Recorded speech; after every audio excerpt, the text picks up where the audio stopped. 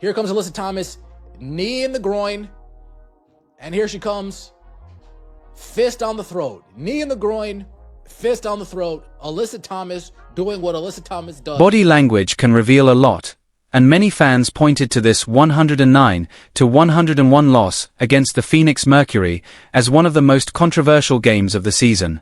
From their perspective, several physical sequences appeared to cross the line of normal basketball contact. One particular play drew significant attention because it involved a player being knocked to the floor, followed by additional contact, yet no whistle or review followed. Moments like that quickly fueled frustration among viewers and sparked debates about consistency in officiating. However, supporters argue that the play itself is only part of the story. To them, it reflects larger concerns surrounding player protection, team management, and the overall direction of the franchise. What happened on the court became a symbol of deeper issues that many believe the organization still needs to address. Shoots a three. A player on the Phoenix Mercury gets into her landing space. Caitlin Clark comes down on her foot. No flagrant called. Caitlin Clark comes up, holding her back.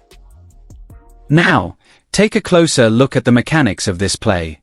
In professional basketball, a shooter's landing space is closely monitored because of the injury risks associated with contact during a jump shot. When a defender moves into that area, it can create a dangerous situation for the offensive player's ankles, knees, and overall balance upon landing. Critics of the play argue that the defender entered the shooter's space, resulting in hard contact as the player came down. When a team's primary ball handler is repeatedly knocked to the floor, it can disrupt the entire offensive system. The spacing needed for players like Aliyah Boston to work inside, or for Kelsey Mitchell to create opportunities on the perimeter, becomes much harder to maintain. However, for many observers, the most concerning aspect of the sequence wasn't simply the contact itself. It was what happened afterward, and how the play was ultimately handled. These are terrible. But the worst part of all of this, Caitlin Clark got kneed in the groin, throat punched, landing space no call, and Stephanie White sat there on the sidelines with her arms crossed, tweaking, sniffing, twitching. The spotlight has also turned toward Indiana Fever leadership. Head coach Stephanie White has publicly expressed support for her young point guard on multiple occasions. However, many fans argue that leadership in professional sports is judged not only by words, but by actions taken during intense moments. Critics believe coaches must be willing to challenge officials, defend their players, and demand accountability when they feel situations have crossed the line. To some observers, the contrast between the physical battles taking place on the court and the calm response from the sideline has created concerns about whether the coaching staff is doing enough to advocate for the roster. At the same time, questions have extended beyond game management. Reports and speculation surrounding injury handling and medical decisions have fueled an even larger conversation about what may have been happening behind the scenes within the organization. Is Caitlin Clark leaving the game with a back injury?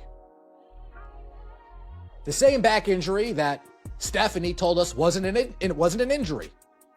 The same back injury that they tried to hide until they got called out about it. This is where the conversation shifts from officiating concerns to questions about organizational decision-making.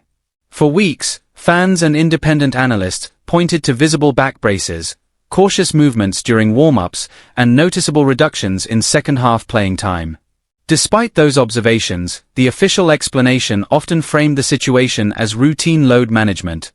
According to unverified reports, some critics believe the severity of the lower back issue may have been understated. They argue that maintaining attendance, media attention, and broadcast momentum may have influenced how the situation was presented publicly. However, no evidence has confirmed those claims. What is clear is that once the issue became more visible, the discussion intensified. The focus quickly moved from speculation to concerns about transparency, player health, and long-term planning. For the franchise, the implications are significant, because decisions made today could directly affect both short-term performance and the team's future direction. On the Liquidator in the building reporting, Amber just got up and went to Caitlin Clark in the back. You have Kelly Krauskopf getting up, going to Caitlin Clark in the back. When General Manager Kelly Kroskoff and other front office executives suddenly leave their luxury boxes and rush down the tunnel, it signals something much bigger than a minor injury concern. That image alone perfectly captures the growing concern surrounding how this organization manages its most valuable assets. The WNBA is currently experiencing record-breaking growth, regularly setting new viewership milestones and occasionally surpassing 3.2 million viewers on major broadcasts. Much of that attention is being driven by a new wave of fans who tune in to watch elite perimeter play, offensive creativity, and star talent. Yet, many critics argue that the product on the floor often turns into an overly physical battle where veteran players seem to receive significant leeway from officials. The issue goes far beyond one game in June. Supporters point to a pattern of uncalled landing space violations, hard screens, and excessive off-ball contact. If the league's biggest stars are repeatedly exposed to unnecessary physical punishment, questions naturally arise about player safety and the league's long-term business model. For Indiana, the impact is obvious. The Fever's offense struggles whenever its primary playmaker is unavailable or constantly dealing with physical wear and tear. Offensive rhythm disappears, pick-and-roll actions become less effective, and teammates lose the spacing and opportunities that drive the system. Critics have also questioned the coaching staff's response. Some believe the bench has not been vocal enough regarding player protection. When coaches appear reluctant to challenge questionable situations, fans worry about the message being sent to the locker room. Players are expected to compete at a high level, but they also expect support from leadership when concerns arise. The handling of injury information has become another major topic. Reports and timelines discussed by media members have fueled speculation about how long certain issues may have existed. Whether those concerns are justified or not, the lack of clear communication has created frustration among fans and reporters alike. National media coverage has also drawn criticism. Instead of focusing on officiating trends, player safety, and on-court concerns, some analysts have spent more time discussing off-court storylines, social media narratives, and league growth talking points. Many fans feel important basketball discussions have been pushed aside. There is also an ongoing debate about the relationship between established veterans and the league's newest stars.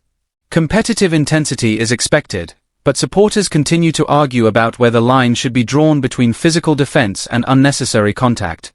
Looking ahead, player safety and officiating standards could become major issues during future collective bargaining negotiations. The league cannot market its biggest stars to attract record audiences while ignoring concerns about how those same players are protected on the court. The Indiana Fever now face a defining moment. Building a championship contender requires more than talent. It requires transparency, accountability, and a commitment to protecting key players. Whether that means changes in coaching philosophy, stronger communication with the league office, or a different approach to injury management, many believe adjustments are necessary. Ultimately, one question remains. Is the organization simply struggling to manage the enormous spotlight surrounding the franchise, or are there deeper issues influencing these decisions? Whatever the answer may be, fans are demanding accountability and looking for leadership moving forward.